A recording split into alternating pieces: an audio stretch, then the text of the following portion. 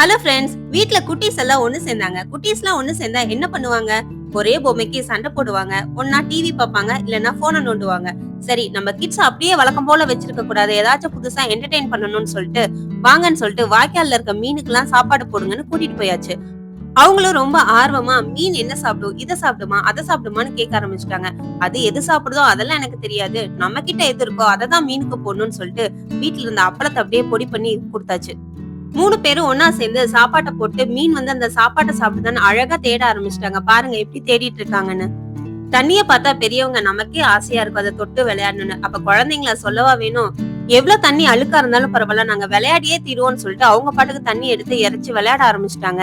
கேட்டா மீனெல்லாம் நடுவுல தான் இருக்கும். நடுவுல இருக்க மீனுக்கும் சாப்பாடு போகணும். அதான் அப்படி தண்ணி தெளிக்கிறோம் அப்படிங்கிறாங்க. சரி, நாங்க இப்ப உட்கார்ந்திருக்க பிளேஸ விட்டு வேற பிளேஸ்க்கு தள்ளி போய் சாப்பாடு போடுறோம். அப்பனாச்சும் மீன் வந்து எங்க சாப்பாட்ட சாப்பிடுதான்னு சொல்லிட்டு பிளேஸ மாத்திட்டு போய் உட்காந்து கொஞ்சம் சாப்பாடு போட ஆரம்பிச்சுட்டாங்க. இதுல எங்க நிரல்யா குட்டி வேற லெவல். அப்படியே சாப்பாட்டு கமுத்துட்டா. மீனுக்கு போட வேண்டிய சாப்பாடு எல்லாம் தீர்ந்ததுக்கு அப்புறம் அப்படியே தண்ணியில காலை விட்டு கொஞ்ச நேரம் ஜாலியா விளையாடிட்டு இருந்தாங்க. நிரல்யாக்கு மட்டும் தண்ணி கம்மியா இருந்ததுனால போய் யாழ் கிட்ட உட்காந்துட்டு நான் இங்க உட்காந்துக்கிறேன்னு கேட்டா. யாழ்முகில அவ பிளேஸ விட்டு கொடுக்க மாட்டேன்னு சொல்லிட்டா. உடனே நிரலியா கொஞ்சம் சேட் ஆகி மறுபடியும் அவ பிளேஸ்லயே போய் உட்காந்துக்கிட்டா. அப்புறம் 3 பேரும் அட்ஜஸ்ட் பண்ணிட்டு உட்காந்துட்டு மறுபடியும் ஜாலியா தண்ணியில விளையாட ஆரம்பிச்சிட்டாங்க. ஒரே இடத்துல விளையாடி போர் அடிச்சிருச்சு போல. எங்கேயோ கிளம்பி போனாங்க. எங்கடா கிளம்பி போறாங்கன்னு சொல்லிட்டு நானும் பின்னாடியே போய் பார்த்தேங்க. பார்த்தா ஒரு இடத்துல நின்னுட்டு 3 பேரும் அந்த தண்ணிய நல்லா பார்த்து ரசிச்சுக்கிட்டு இருக்காங்க. 3 பேத்தோட போஸையும் பாருங்க. அதுக்கப்புறம் இதுதான் டக் வாக்கா அவங்க ஊர்ல. அப்படியே டக்கு மாதிரியே ஓடுறாங்க. ரோட்ல கூட ஓடுறாங்க. சொல்றதையே காதுல வாங்கல.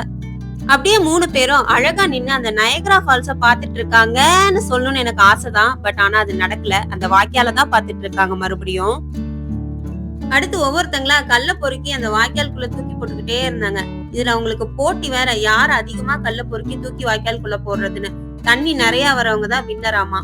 இதுல என் பொண்ணு என்ன பண்ணா, ஒரு கை ஃபுல்லா கல் எடுத்துட்டு போய் ஒரே முட்டுக்கா வாய்க்கால்ல போட்டா.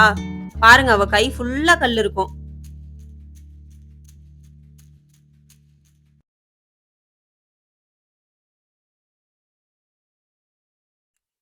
அடுத்து பூ பறிக்க ஆரம்பிச்சிட்டாங்க.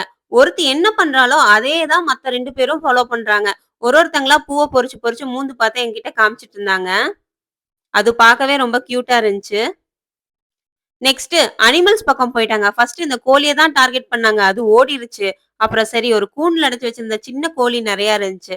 அங்க போய் அதுக்கு அரிசி போடுறோம்னு சொல்லிட்டு போட்டுட்டு இருந்தாங்க. அங்க பார்த்தா கூண்ட மூடி வச்சிருக்காங்க. உடனே அரிசிய தூக்கி தூக்கி போடுறாங்க.